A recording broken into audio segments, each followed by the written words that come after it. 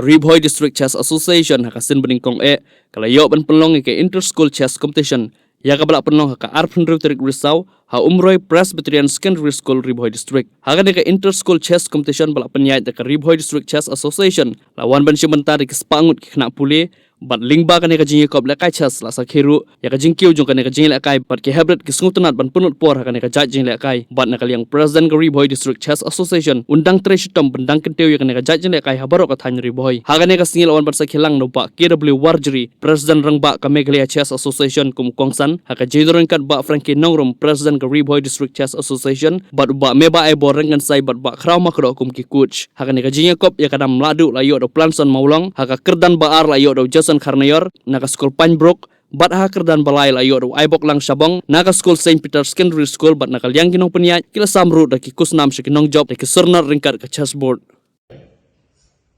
What I'm seeing earlier we could have only 10, 20 boys and girls players who were playing, but now I heard that there are more than 100. So that's very encouraging. Now everywhere in Meghalaya we are having 300, 400 players, maybe most of the district, that is East Kashmir because Shillong is the main hub. So they are more, but more than 100 participants is too good. And I hope for next year we have the same tournament, we're going to see school tournament. I think we'll be having 200 to 300. And we have here instructors also, even though they are very busy now,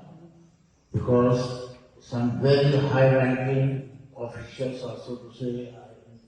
I am international master, he is coming for coaching in Shillong.